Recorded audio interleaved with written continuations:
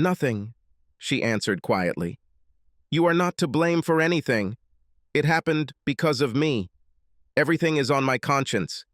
I wish I could pretend that by this point I was done with this large part of my life and didn't need answers. Yes, I would like to pretend that I left everything behind me, but that would be far from the truth. They say the opposite of love is not hatred, but indifference. I still had not overcome my hatred, but I was already on the path to indifference. Okay, then tell me how this happened. And most importantly, tell me why it all happened. Pushing my barely sipped coffee aside and, in a fairly even voice, I continued our conversation, which was several years late. Why is simple, she began with a sigh. I had just turned 50 and I felt a little old, a little unnecessary. You know, it enters your life so elusive, it seems completely unnoticeable. In recent years, when I entered a room, the heads of men turned in my direction no longer as often as they used to. I know, she hastily added in a hurry. You always told me and showed me that I am the most beautiful for you, but it's just that sometimes we women want to be appreciated, and other people. I think Edward saw that I needed him, Tracy continued after a short pause. We were work colleagues for many years and sometimes communicated, but suddenly, somehow, he became my best friend. We started communicating almost every day, and little by little our conversations became deeper, more personal. Edward was a nice guy, and several single women from the office went on dates with him and gave him high marks. I knew he was a player, but I thought I was in control of the situation. Well, obviously I was wrong. So what, just like that you just took it and threw it away? Us? I asked, feeling my stomach begin to twist into a tight and cold knot.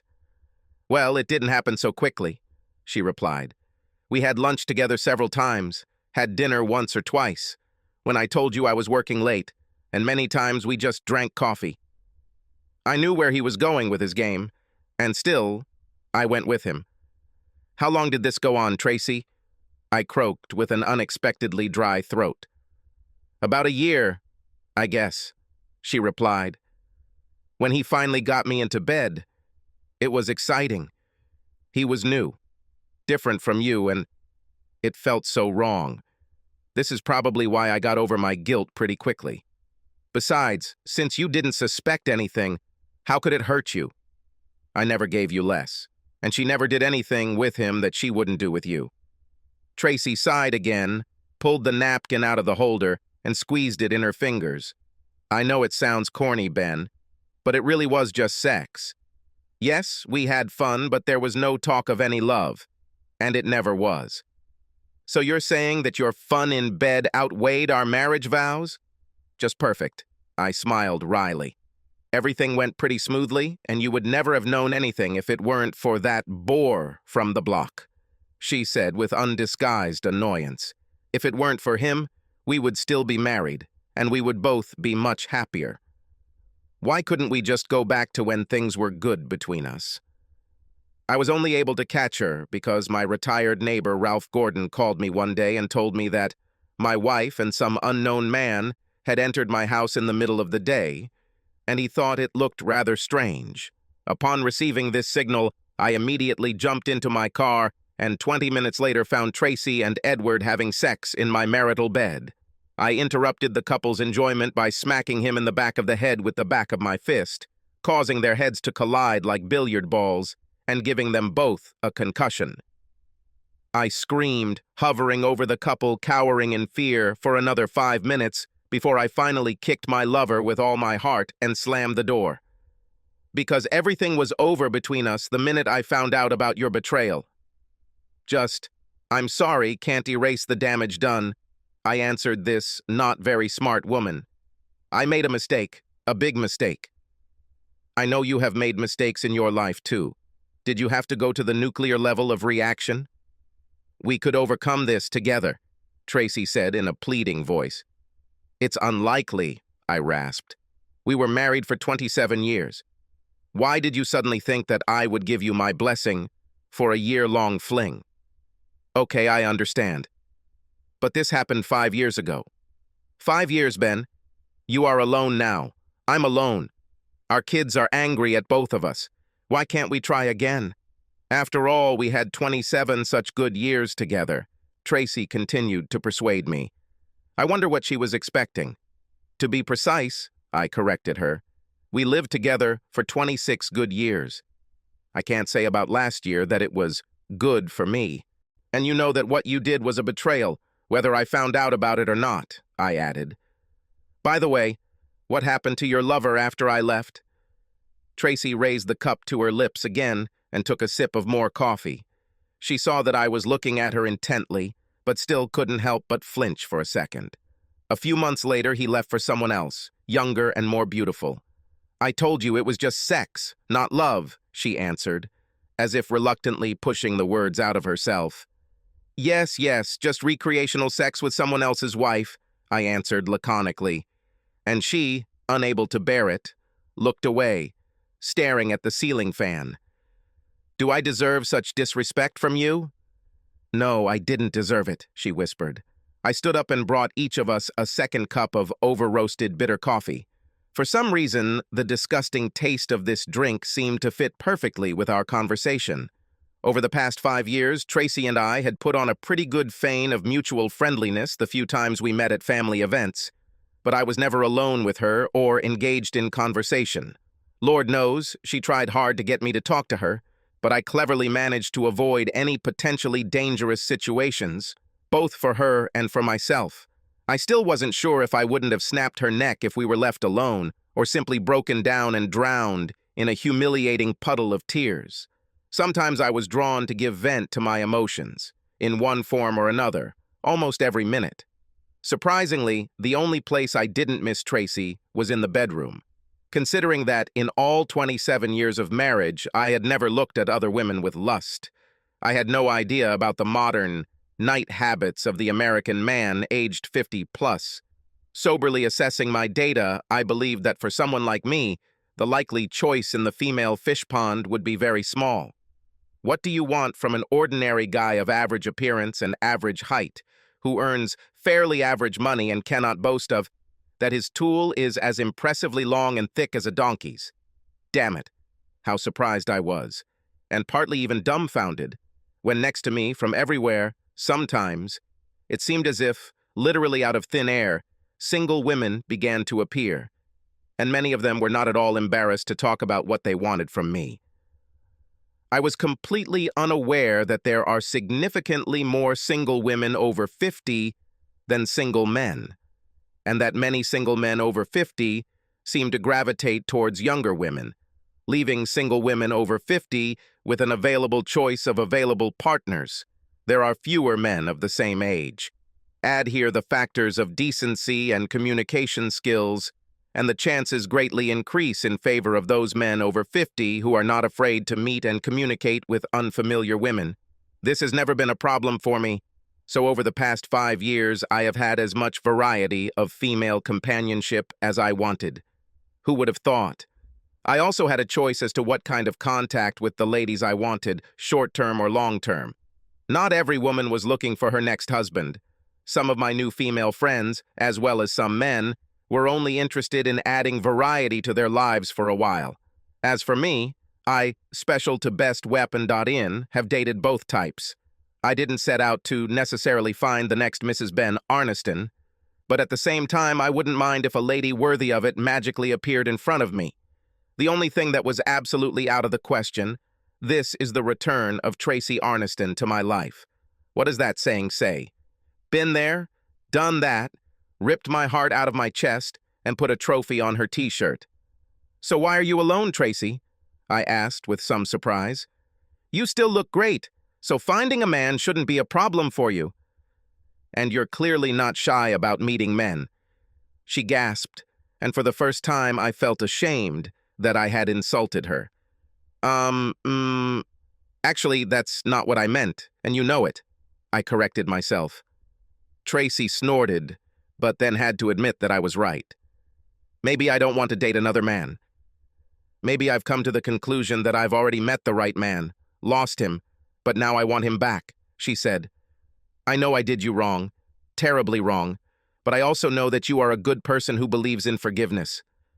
I know you believe it, because I know you better than anyone else. It took all my self-control not to raise my voice in the cafe. You're not a stupid woman, Tracy. Have you ever thought about what will happen if you get caught? I growled through my teeth. No, I never thought that I'll be caught, she answered. We shouldn't have brought this into our house. I admit it was a mistake. But that was the only time we did it there. Edward had been egging me on to do this in our bed for weeks. In your bed. I knew what he wanted. I just finally weakened and gave in to his persuasion. Now I think that Ralph was actually being a good friend when he told you about me. I know a lot of people just wouldn't get involved. Tracy hesitated a little, waiting for my reaction, but without waiting for an answer, she sighed again and continued her confession. In the cold light of day, the words, "I'm sorry," don't even come close to what I feel. God, I was so stupid and arrogant in so many ways. But with all this, Ben, I want you to come back. I need you. Please, Ben, I will beg for it if I have to. Her voice was close to sobs, and notes of despair appeared in it. I shook my head with only a modicum of sympathy for her obvious brokenness, as Tracy studied my face for what the answer would be. My words did not sound like triumph or satisfaction with revenge. No, I was only stating what was obvious to me.